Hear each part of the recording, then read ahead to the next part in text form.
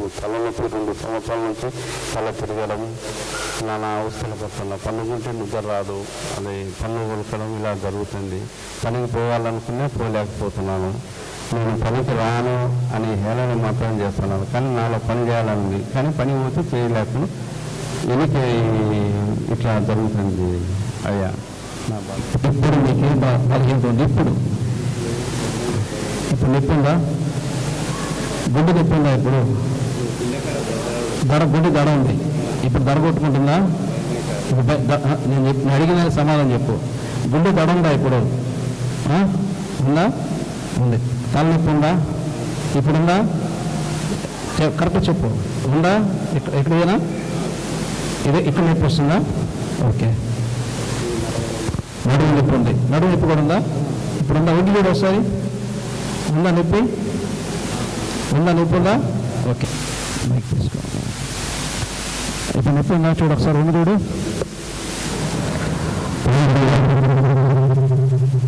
Okay, ప్రారంభిస్తా. స్తుతి కలుగును గాక. కృపగల తండ్రి, దయగల దేవా, మీ ఘనమైన పాదములకు వందనాలు, స్తుతులు, స్తోత్రాలు చెల్లిస్తున్నాను తండ్రి. ఈ సమయంలో ప్రభువా, ఈ నిమిత్త శిలువలో కాచిన రక్తముగా మార్చండి. యేసు నామములో కలవర రక్తంగా మార్పు చెందునుగాక. మీ రక్తాన్ని విడికిస్తుండగా బలహీనతలను తీసేసి మీ కృపతో నింపమని యేసు నామం ప్రార్థిస్తూ మీ రక్తాన్ని విడికిస్తున్న ప్రభు తండ్రి. ఆమేన్, ఆమేన్. లార్డ్ జీసస్, ఇప్పుడే ప్రభాని బిడ్డ కొరకు ప్రార్థన చేస్తున్నాను. వ్యక్తి బలహీనత కలిసిన దురాత్మ ప్రభురాజ్ఞాపిస్తున్నాను. యేసు నామములో సంపూర్ణమైన స్వస్థత కలుగును గాక. గుండె నా ప్రభువుడు ఆజ్ఞాపిస్తున్నాను. ఇప్పుడు మీరు నార్మల్ పొజిషన్కి రా, నా ప్రభువుడు ఆజ్ఞాపిస్తున్నాను. యేసు నామములో ఇప్పుడే ప్రభువా ఈ నడుము నొప్పి లేనిపోను గాక. In the name of Jesus, ఇట్టి బలహీనత కలిసిన దురాత్మ నా ప్రభువుడు ఆజ్ఞాపిస్తున్నాను. రా, బయటికేస్తున్నాను. In the name of Jesus రక్తంతో ముద్రిస్తూ యేసు నామములో ప్రార్థించడం వేడుకుంటున్నాను పరమ తండ్రి. ఆమేన్, ఆమేన్, ఆమేన్. వంగి చూడు. బాగుంది సార్. కొంచెం ఇక్కడ నొప్పి, ఇక్కడ నొప్పి కూడా తగ్గిందా? దడ తగ్గిందా? నిజం చెప్తున్నా, నేను చెప్పండి నిజమేనా? అంతా ఇక్కడ ఇంటిలో కొట్టుకుంటున్నది బాగా, ఇక్కడ నుంచి తీసుకున్నట్టున్నది, అది లేదు. తలనొప్పి ఎక్కువ ఇట్లా ఆగుతుండే తల, అది కూడా తగ్గింది. నడుము నొప్పి తగ్గింది. ఎప్పటి నుంచి బాధపడుతున్నావు? 2 ఏళ్ళ నుంచి బాధపడుతున్నాను. 2 ఏళ్ళ నుంచి. ఏ ఊరి నుంచి వచ్చావు? మన నంద్యాల జిల్లా రాయలసీమ. నంద్యాల నుంచి వచ్చావు? రాయలసీమ నుంచి వచ్చావు. ఓ దేవునికి మహిమ కలుగునుగాక. హల్లెలూయా. రాయలసీమ నుంచి వచ్చాడు ఈరోజు అభిషేక తైలం ఆరాధనకి. ఎంత దూరం నుంచి అయితే ప్రభు సన్నిధికి వచ్చాడో అన్ని స్వస్థతలు పొందుకుని వెళ్తాడు. దేవునికి మహిమ కలుగునుగాక. హల్లెలూయా. కార్యం చేసిన దేవునికి అందరం స్తోత్రం చెల్లిద్దాం. స్తోత్రం, స్తోత్రం, స్తోత్రం. హల్లెలూయా. ప్రియమైన దేవుని బిడ్డలారా, దేవుని యొక్క వాక్యము ఈ విధంగా తెలియచేయబడుతుంది. చూడండి, యోహాను సువార్త 6వ అధ్యాయము 35వ వచనమును మనము ధ్యానం చేసుకుందాం.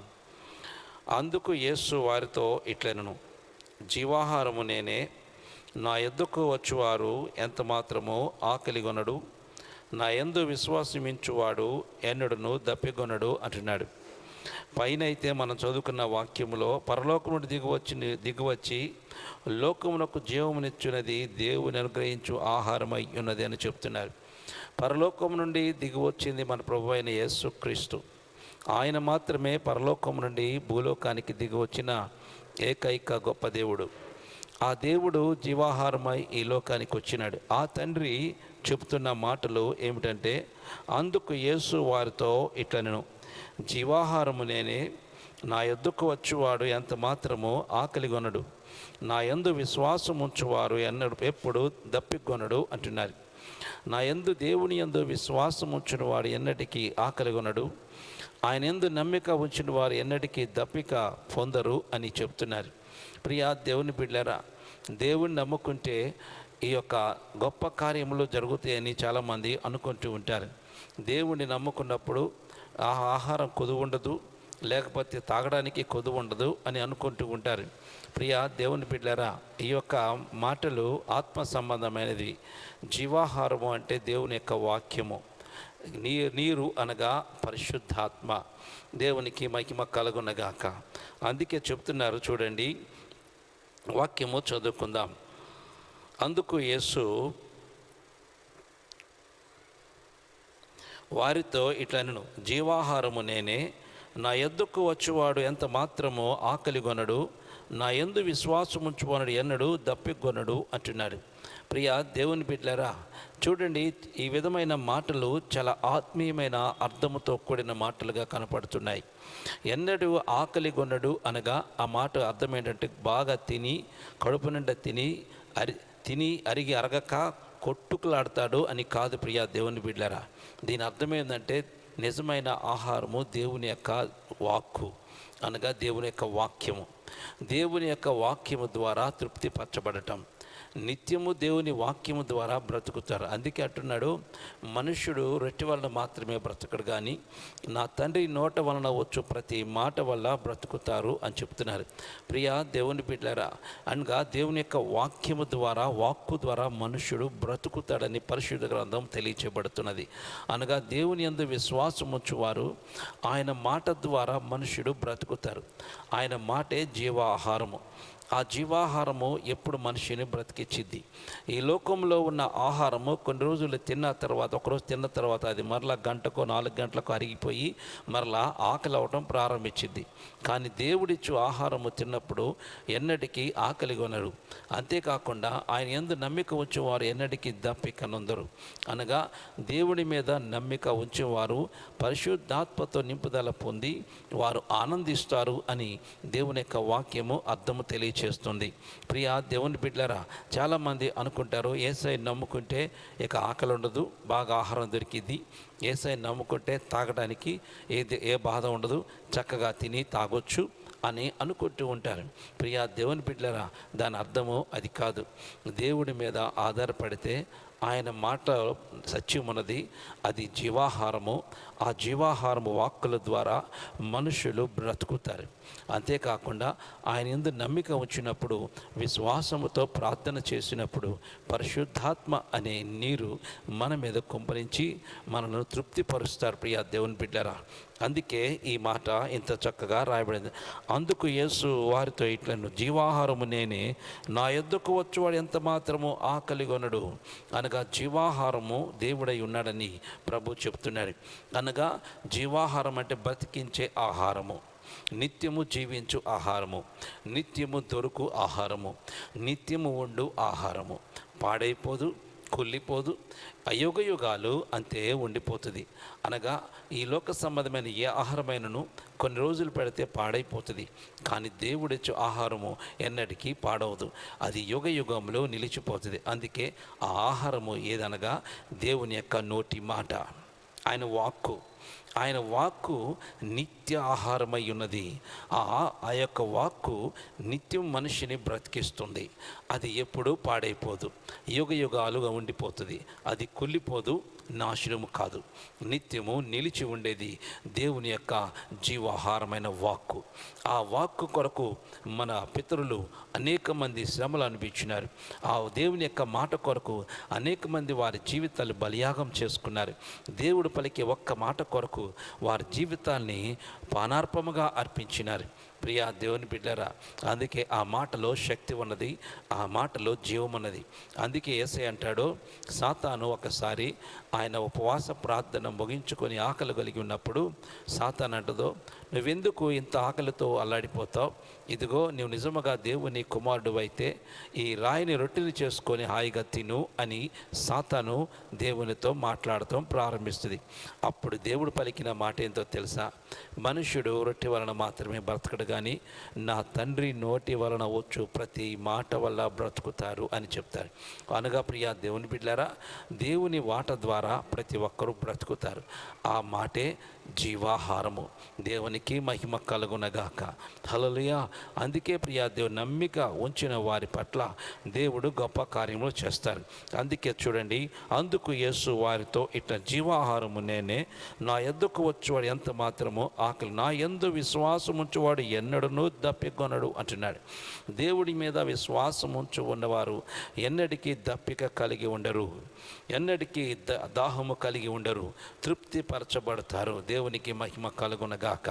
అందుకే కానాను స్త్రీ ఒకసారి ఆమె యేసయ్య బావి దగ్గర ఉన్నప్పుడు, ఆ దేవుడు ఆ బావి దగ్గర ఉన్నప్పుడు ఆమె నీరు చేదుకుంటూ వచ్చినప్పుడు దేవుడు, అమ్మా నాకు కొద్దిగా నీరి అని అడిగినప్పుడు ఆమె అంటదో, నీవు యూదుడువు, మేము సమరయులము, మాతో ఎందుకు ఈ సమరయ గ్రామంకి వచ్చావు, అయితే ఎందుకు మేము విధంగా మా దగ్గరకు వచ్చావు, ఈ యొక్క నీరు మీకు మాకు సంబంధం లేదు కదా, మేము ఇవ్వకూడదు కదా అన్నప్పుడు దేవుడు చెప్తాడు, అమ్మా నువ్విచ్చే నీరు తాగితే ఎమ్మటే దప్పి కలిగిద్ది, కానీ నేనిచ్చే నీరు తాగితే ఎన్నటికి నువ్వు దప్పి కలిగి ఉండవు అంటాడు. వెంటనే ఆమె అంటదో, అయితే ఆ నీరు నాకీ ప్రభువా అని దేవుణ్ణి అడుగుతుంది. ప్రియా దేవుని బిడ్డలారా, అనగా ఆ నీరు ఏమనగా పరిశుద్ధాత్మ. దేవునికి మహిమ కలుగునగాక. పరిశుద్ధాత్మతో నింపుదల పొందుకున్న వారికి ఎన్నటికీ దప్పిక ఉండదు. వారు పరసంబంధంగా ఉంటారు. భూ సంబంధమైన ఆశలుండవు. దప్పిక దేనికి సాదృశ్యం అనగా మరలా దప్పిక అవటం. దేవుడు చెప్పిన మాట ఏంటంటే, నువ్విచ్చే నీళ్లు తాగితే మరలా దప్పిక పొందుకుంటావు. అనగా ఈ లోక సంబంధమైన ఆశల కొరకు నువ్వెంత పరుగులు తీసినా, తృప్తి పొందాలని కోరుకున్నా, ప్రయాసపడ్డా, మరలా దాని ద్వారా మరలా ఆశ మొదలవుతుంది. నువ్వు మరలా దానికి మళ్ళీ తాగాల్సి వచ్చింది. నీ నీరు అటువంటిది. కానీ నేనిచ్చిన నీరు పరిశుద్ధాత్మ.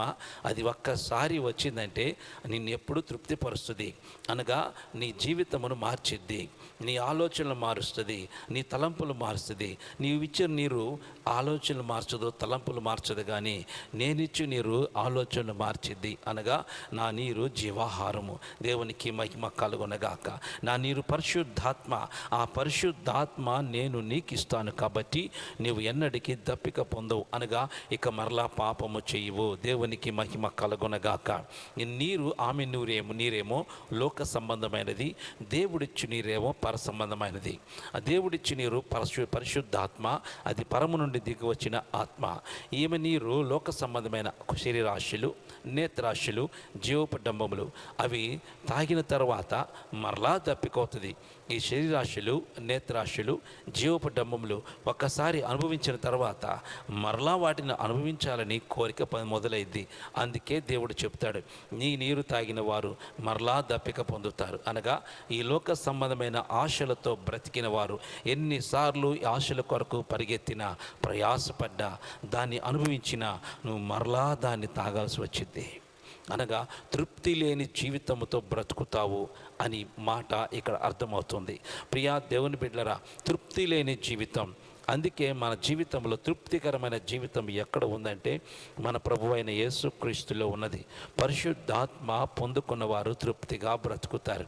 గుర్తుపెట్టుకోవాలి, పరిశుద్ధాత్మ ఏ మనిషి మీదకి దిగి వచ్చిద్దో వారు తృప్తి కలిగి బ్రతుకుతారు. ఉన్న దాంట్లో తృప్తి కలిగి జీవిస్తారు. ఉన్న దాంట్లో తృప్తి కలిగి ప్రభు కొరకు మహిమకరంగా బ్రతుకుతారు. గంజి నీరు ఉన్నను, లేకపోతే పచ్చడున్నను, ఆహారం లేకపోయినను, కడు పేద దరిద్రము అనుభవిస్తున్నను, దేవుని ఆత్మ వారిలో ఉన్నప్పుడు వారు తృప్తి కలిగి ఉంటారు. అనగా వారికి ఉన్న దాంట్లోనే తృప్తికరమైన జీవితము జీవిస్తూ బ్రతుకుతారు. కానీ లోక సంబంధమైన నీరు తాగేవారు, అనగా ఆమెకి దేవుడు చెప్పాడు, ఇగో ఈ నీరు తాగితే నువ్వు మరలా దప్పిక పొందుతావు. ఆ నీరు ఆమె పాపము. ఆ పాపాన్ని నేను అనుభవిస్తే, పాపాన్ని తాగితే అది మరలా దప్పికై మరలా తాగాలనిపించింది. కానీ నేనిచ్చి నీరు పరిశుద్ధాత్మ. అది తాగితే నువ్వు మరలా దప్పిక అనవు, మరలా దప్పి కలిగి ఉండు, పరిశుద్ధత కలిగి బ్రతుకుతావు, చనిపో, నిత్యము జీవిస్తావు. దేవునికి మహిమ కలుగునగాక. హల్లెలూయా. అందుకే ప్రియా దేవుని బిడ్డలారా, మన ఆత్మీయ జీవితంలో జాగ్రత్తగా చూసుకోవాలా. ఎట్లా ఉన్నది నీ ఆత్మీయ పరిస్థితి, ఏ విధంగా ఉన్నది నీ ఆత్మీయమైన జీవితం, ఏ విధంగా నువ్వు ప్రయాణమవుతున్నావో ఒకసారి ఆలోచించు. దేవుడు పలికే ప్రతి మాటలో చాలా అర్థము, ఆత్మీయ సంబంధమైన లోతైన అర్థాలుంటాయి. మనము బాహ్య సంబంధంగా దాన్ని ఆలోచించినప్పుడు నీకు ఈ లోకం కనపడింది, కానీ ఆత్మ సంబంధమైన లోతుల్లోనికి వెళ్ళినప్పుడు పర సంబంధమైన అర్థాలు నీకు అర్థమవుతాయి. అందుకే దేవుడు ఈ విధంగా తెలియచేయబడుతుంది. అందుకు యేసు వారితో ఇట్లనెను, జీవాహారము నేనే, నా యొద్దకు వచ్చువారు ఎంత మాత్రమో ఆకలిగొనడు, నా యందు విశ్వాసం ఉంచువాడు ఎన్నటికీ దప్పిగొనడు అని అంటున్నారు. మీరు నన్ను చూచి యుండియు విశ్వసింపకై ఉన్నారు, మీతో నిశ్చయముగా చెబుతున్నాను అనగా. చూడండి 36వ వచనం, మీరు నన్ను చూచి యుండియు విశ్వసింపకై ఉన్నారని మీతో చెప్పి తిని అంటున్నాడు. ప్రియ దేవుని బిడ్డలారా, దేవుని యొక్క వాక్కులు ఎంత అద్భుతంగా ఉన్నాయి. ప్రభువు వారి మధ్య నివసిస్తూ సంచరిస్తున్నను వారు దేవుని యందు విశ్వాసము అనేది లేకుండా బ్రతుకుతున్నారు. ఎంత భయంకరమైన పరిస్థితి. జీవాహారము నేనే అని వారి యొద్దకు వచ్చి దేవుడు మాట్లాడుతున్నాను, ప్రభుని నమ్మలేని పరిస్థితిలో ఉంటున్నారు. అప్పుడే కాదు ప్రియా దేవుని బిడ్డలారా, ఈ కాలంలో కూడా అదే పరిస్థితిలో ఉన్నది. దేవుడు చేసే కార్యాలను కొంతమంది లేవు, ఇవి జరగవు అంటారు. ఇంకొంతమంది ఇగో ఇప్పుడు చేయి చూద్దాము అంటారు. ఇంకొంతమంది ఇదిగో నువ్వు నిజముగా దేవుని ఆత్మ పొందుకున్న వ్యక్తివైతే ఇప్పుడు కార్యాలు చేయి అని అడుగుతూ ఉంటారు. ఈ విధముగా యేసయ్యను కూడా అడిగాడు, యేసయ్యతో కూడా మాట్లాడారు. ఆయన అద్భుతాలు ఆశ్చర్యమైన కార్యాలు ప్రభు జరిగిస్తుంటే చాలామంది అన్నారు, ఈయన దెయ్యపు ఆత్మ కలిగి కార్యాలు చేస్తున్నాడు అన్నారు. ఇంకొంతమంది విచిత్రంగా ఉంది అన్నారు. ఇంకొంతమంది ఇదేదో గొప్ప కార్యం అనుకున్నారు. ఇంకొంతమంది భలే అద్భుతం జరుగుతున్నది అన్నారు. ఇంకొంతమంది దైవ కుమారుడు అన్నారు. ఇంకొంతమంది బయలుజుబేల ద్వారా ఈ కార్యాలు జరిగిస్తున్నారు. చాలామంది కొంతమంది అయితే ఇదిగో ఈ సమయంలో అద్భుతం చేయను దేవుడి కుమారుడు అయితే అన్నారు. అంతేకాకుండా యేసయ్య సిలువలో వేలాడుతున్నప్పుడు కూడా అనేక కార్యాలు కళ్ళారా చూచిన ఆ ప్రజలు, ఆ ప్రధాన యాజకులు వాళ్ళందరూ ఏమన్నారు తెలుసా, నీవు నిజముగా దేవుని కుమారుడు అయితే ఆ సిలువుని దిగిరా మేము నమ్ముతాము అని చెప్తున్నారు. ప్రియా దేవుని బిడ్డలారా, ఎగతాళి అప్పుడు ఉన్నది, ఇప్పుడు ఉన్నది. అనగా ఇప్పుడు అది జరుగుతున్నది అంటే అప్పుడు యేసే ఉన్నప్పుడు జరిగింది, ఇప్పుడు అదే యేసే ఉన్నప్పుడు జరుగుతుంది. అప్పుడు ప్రధాన యాజకులే దేవుని నమ్మక తిరుగుబాటు చేశారు. ఇప్పుడు గొప్ప గొప్ప సేవకులే, ఆ విశ్వాసులే నమ్మక దేవుడి మీద తిరుగుబాటు చేస్తున్నారు. ప్రియా దేవుని బిడ్డలారా, అందుకే మన ఆత్మీయ జీవితంలో దేవుని యొక్క వాక్కులు అర్థం చేసుకోవడానికి ప్రయత్నం చేయాలి. జీవాహారము నేనంటే అది ఆయన యొక్క వాక్కు, దేవుని మాట. నా యందు విశ్వాసం ఉంచువారు ఎన్నటికీ దప్పిక కొనరు అంటే దేవుడి మీద ఆధారపడి విశ్వాసముతో నువ్వు ప్రార్థన చేసినప్పుడు దేవుని యొక్క పరిశుద్ధాత్మ నీ మీదకు దిగి వస్తుంది. అది నిన్ను దప్పిక లేకుండా చేసిద్ది అని చెప్తున్నాడు. అనగా రెండోసారి లోక సంబంధంగా వెళ్ళాలని కోరిక నీలో రానివ్వదు. అనగా పాపము చేయాలని ఆలోచన లేకుండా నిత్యము పరిశుద్ధంగా ఉండాలని పరిశుద్ధాత్మ నిన్ను ప్రేరేపిస్తూ ఉంటుంది. అందుకే ఈ నీరు తాగిన వారు ఎన్నటికీ దప్పిక కొనరు. అనగా పరిశుద్ధాత్మ నింపుదల పొందుకున్నవారు వారి ఆత్మీయ జీవితాన్ని జాగ్రత్తగా చూసుకుంటారు, పరిశుద్ధంగా చూసుకుంటారు, పరిశుద్ధంగా బ్రతుకుతారు, పరిశుద్ధమైన జీవితం జీవిస్తారు. లోక సంబంధంగా ఉండరు, లోకాశలతో బ్రతకరు, లోక సంబంధమైన తలంపులతో జీవించరు, కుయుక్తులతో బ్రతకరు, లోక సంబంధమైన ఆలోచనలతో సంఘాల్లో బ్రతకరు. వారు ఎట్లా ఉంటారంటే పరిశుద్ధంగా. ఎందుకంటే నీలో ఉన్నది పరిశుద్ధాత్మ కనుక, నీ ఆలోచనలన్నీ కూడా పరిశుద్ధమైనవి కనుక నీ జీవితం పరిశుద్ధంగా మార్చేస్తుంది. అందుకే నీలో ఉన్న పరిశుద్ధాత్మ అనగా విశ్వాసము ద్వారా దేవుని ఆత్మ పొందుకున్నావు. అనగా దేవుడిచ్చి నీరును తాగావు. నువ్వు దేవుడిచ్చి నీరును నువ్వు తాగినప్పుడు నువ్వు ఎట్లా ఉండాలంటే తృప్తికరమైన జీవితం కలిగి ఉండు. పరిశుద్ధాత్మ పొందిన వ్యక్తులు తృప్తికరమైన జీవితం కలిగి ఉంటారు. పరిశుద్ధాత్మ పొందిన వ్యక్తులు తృప్తి లేని జీవితం జీవించరు. వారు కలిగి ఉన్న దాంట్లో సంతృప్తి కలిగి ఉంటారు. వారు సంతోషంలో సంతృప్తి కలిగి ఉంటారు, దీనస్థితిలోనూ సంతృప్తి కలిగి ఉంటారు. ఏ స్థితిని భయంకరమైన స్థితిలో కూడా వారు సంతృప్తి కలిగి ఉంటారు. కఠినమైన స్థితిలో కూడా సంతృప్తి కలిగి ఉంటారు. తిండి లేకుండా ఆహారం లేని స్థితిలో ఉన్నను వారు తృప్తి కలిగి బ్రతుకుతారు. ఎందుకో తెలుసా? వారిలో ఉంది పరిశుద్ధాత్మ. నాకు అది లేదు, ఇది లేదు, నీ బతికింతే నా బతికింతే అని ఎప్పుడు కూడా పరిశుద్ధాత్మ ఒక్కరిని కొంగదీయదు. గుర్తుపెట్టుకోవాలా, పరిశుద్ధాత్మ ఉన్న వ్యక్తులు కుటుంబంలో కొంగబాటుకు గురి కానివారు. పరిశుద్ధాత్మ ఉన్న వ్యక్తులు ఉన్న దాంట్లో తృప్తికరంగా బ్రతకడానికి ప్రయత్నం చేస్తారు. పరిశుద్ధాత్మ అనగా దేవుడిచ్చు ఆత్మ. ఇది విశ్వాసము ద్వారా వచ్చింది. ఎవరి మీద విశ్వాసం అంటే దేవుని మీద విశ్వాసం ఉంచటం ద్వారా ఈ పరిశుద్ధాత్మ మన మీదకి వచ్చింది. కాబట్టి ప్రియా దేవుని బిడ్డలారా, మన ఆత్మీయ జీవితంలో జాగ్రత్తగా చూసుకుందాం. ఎట్టి పరిస్థితుల్లో నీ కలిగిన దాంట్లో తృప్తికరమైన జీవితం జీవించు, తృప్తికరంగా బ్రతుకు, తృప్తికరంగా ఆలోచించు, తృప్తికరంగా నీ యొక్క ఆలోచనలు ఉండాలి, తృప్తికరంగా నీ యొక్క జీవితం కొనసాగాల. ప్రతి విషయంలో తృప్తి లేని జీవితం అది భ్రష్టత్వం. అందుకే ప్రియా దేవుని బిడ్డలారా, పరిశుద్ధాత్మ పొందిన నీవు తృప్తికరమైన జీవితం కలిగి ఉండాలా. దేవుని యొక్క వాక్కులు జీవాహారాన్ని నీవు భుజిస్తున్నావు అనగా దేవుని యొక్క మాటలు వింటున్నావు అని నిన్ను ఆ తృప్తికర ఆకలిగా లేకుండా చేస్తుంది. నీకు ఇక లోక సంబంధమైనవి ఆలోచనలో ఉండవు, తృప్తికరంగా ఉంటావు. ఏదైనాను ఏది లేకపోయినను దేవుని యందు సంతోషిస్తూ ఉంటావు.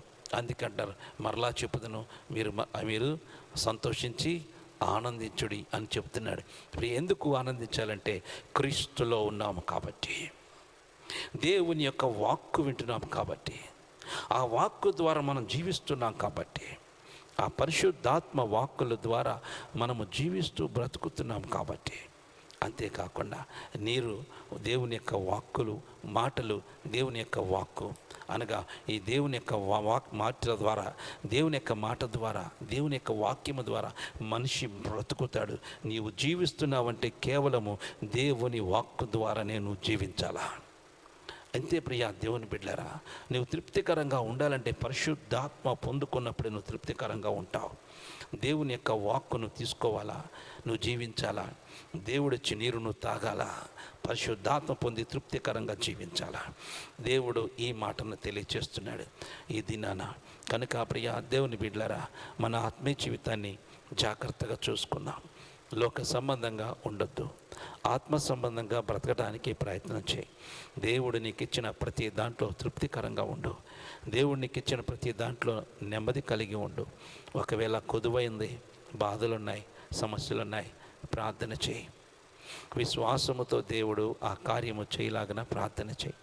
ఆ సమస్య నుండి ప్రభు నిన్ను విడిపిస్తాడు. ఆ బాధ నుండి దేవుడు మనల్ని విడిపిస్తాడు. ఆయన సమర్థుడు, అన్ని రీతిలుగా మనల్ని ఆదుకుంటాడు. మనకి ఏది తక్కువ చేయడు ప్రియా దేవుని బిడ్డ. అందుకే మన ఆత్మీయ జీవితాన్ని జాగ్రత్తగా చూసుకో. ఎట్టి పరిస్థితుల్లో లోక సంబంధంగా ఉండొద్దు, ఆత్మ సంబంధంగా బ్రతుకుదాం, ఆత్మ సంబంధంగా జీవిద్దాం, ఆత్మ సంబంధంగా బ్రతుకుతూ ముందుకు సాగిపోదాం. ఎట్టి పరిస్థితుల్లోనూ నీవు లోకరీతిగా ఉండొద్దు ప్రియా దేవుని బిడ్డలారా. మన జీవితాన్ని జాగ్రత్తగా చూసుకుందాం, జాగ్రత్త కలిగి బ్రతుకుదాం, పరిశుద్ధమైన రీతిగా జీవిస్తూ ముందుకు సాగిపోదాం. ఎందుకంటే ఈ మాట చెప్తున్నాను ప్రియా దేవుని బిడ్డలారా, మన జీవితంలో దేవుడు గొప్ప కార్యములు చేయడానికి ఆయన ఇష్టపడుతున్నాడు. మన జీవితంలో గొప్ప అద్భుతాలు చేయడానికి ఇష్టపడుతున్నాడు. ఆయన నిన్ను తన వాక్కు ద్వారా నిన్ను పోషించాలని చూస్తున్నాడు. అందుకే చెప్తున్నాడు, మనిషి రొట్టె వల్ల మాత్రమే బ్రతకడు కానీ నా తండ్రి నోటి వలన వచ్చు ప్రతి మాట వల్ల బ్రతుకుతాడు. దేవుని నోటి నుండి వచ్చు ప్రతి మాట వల్ల మనిషి బ్రతుకుతాడని సంగతిని మర్చిపోవద్దు. మోకాళ్ళ నొప్పులు ఉన్నాయా ఇప్పుడు? ఉన్నాయి. బెల్ట్ వేసావు? రెండు మోకాలు బెల్ట్ వేసావు? అవి లేకపోతే నడవలేదు. ఆపరేషన్ చేయాలన్నారు, మోకాళ్ళు మార్పించుకోమంటే బెల్ట్లు వేసుకొని తిరుగుతున్నాను. ఆపరేషన్ చేయాలన్నారు, నువ్వు బెల్ట్లు వేసుకుంటే నడుస్తావు, లేకపోతే నడవలేను. ఎక్కువసేపు నొప్పులు వచ్చేస్తాయి. ఎప్పటి నుంచి బాధపడుతున్నావు? ఎట్లాగా? 4 సంవత్సరాలు. 4 సంవత్సరాల నుంచి బెల్ట్ వేసుకుని నడుస్తున్నావు. బెల్ట్ అయితే 2 నెలల నుంచి బెల్ట్ వేస్తున్నావు, 4 సంవత్సరాలు బాధపడుతున్నావు. ఓకే, ప్రార్థన చేస్తాం. స్తుతి కలుగును గాక. కృపగల తండ్రి, దయగల దేవా, నీ ఘనమైన పాదములకు వందనాలు స్తోత్రాలు చెల్లిస్తున్నా. తండ్రి సమయాన్ని బిడ్డ కొరకు ప్రార్థన చేస్తున్నా. ఇత్తుపడ ఎదుగలిసిన దురాత్మ నా ప్రభుపేడాగ్ని పట్టుకున్నా. యేసు నామములో ఇత్తుపడ ఎదుగలిసిన దురాత్మ నా ప్రభుపేడాజ్ఞాపిస్తున్నాను. రా యేసు నామములో. In the name of Jesus. యేసు నామములో సంపూర్ణమైన స్వస్థత కలుగును గాక. ఈ బెల్ట్ వేస్తున్న ఇప్పుడే నీ నామమును రిలీజ్ చేస్తున్నానయ్యా. పరిపూర్ణమైన స్వస్థత కలుగును గాక. నీ రక్తంతో ముద్రిస్తూ యేసు నామమున ప్రార్థించడం కోరుకుంటున్నాను తండ్రి. ఆమేన్ ఆమేన్ ఆమేన్. చూడరా కాలు పైకి లేపు. బెల్ట్ది ఈ బెల్ట్ది. స్తుతి కలుగునగాక, స్తుతి కలుగునగాక. హల్లెలూయా. ఆ బెల్ట్ కూడా తీసేయి. దేవునికి మహిమ కలుగునగాక. హల్లెలూయా హల్లెలూయా హల్లెలూయా. నడురా నడు. ఇప్పుడు ఎట్లా చూసుకో ఒకసారి. కాలు ఇట్లా పైకను.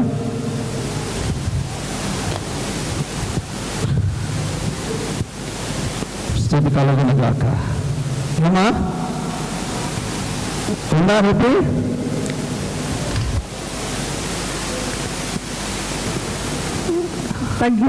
తగ్గిందా? నిజమేనా? నీ దెబ్బలు పోతున్నావా? లేదండి.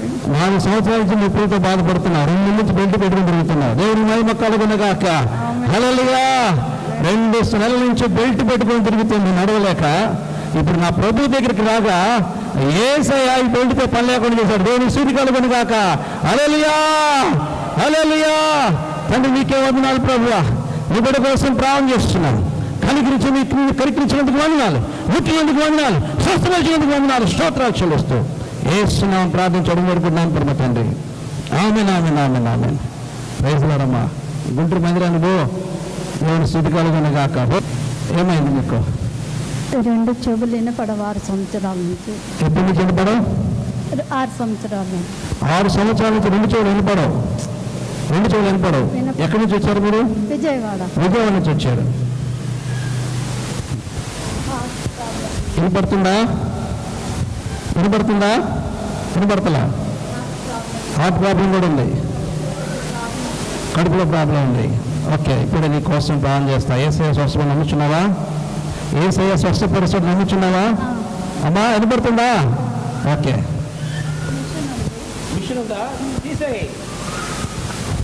మిషన్ తీసేయి. దేవునికి మహిమ కలుగునగాక. ఇటు కూడా మిషన్ ఉందా? లేదు కదా?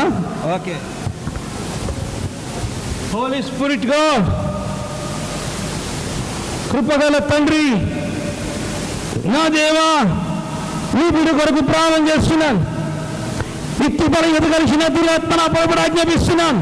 డెఫ్ and dumb spirit, you must come out in the name of Jesus. Open open in the name of Jesus. యేసు నామములో నూతన సృష్టి జరుగునుగాక. Open in the name of Jesus. ఈ రక్తంతో ముద్రిస్తూ యేసు నామమున ప్రార్థించడం కోరుకుంటున్నా తండ్రి. ఆమేన్ ఆమేన్.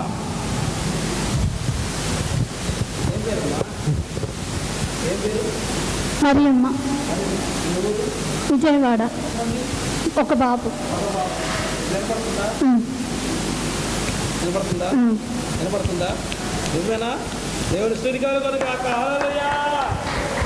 ఎప్పటి నుంచి బాధపడుతున్నా తల్లి? 6 సంవత్సరాల నుంచి. ఈ చెవిటి మిషన్ ఎప్పుడు కొన్నావు? ఎప్పుడు కొన్నావు? 6 సంవత్సరాలు. 6 సంవత్సరాల నుంచి చెవిటి మిషన్తో పెట్టుకొని తిరుగుతున్నా ఈ తల్లిని దేవుడు ఇప్పుడే ముట్టి బాగు. అభిషేక తైల ఆరాధనలో రాగానే దేవుడు ముట్టి బాగు చేశాడు. మన దేవుడు సజీవుడు. దేవునికి మహిమ కలుగునుగాక. చప్పగా ప్రభునామై పలుకుదాం. హల్లెలూయా. ఇక దీంతో నీ పని లేదు. పోమా, దేవునికి మహిమ కలుగు.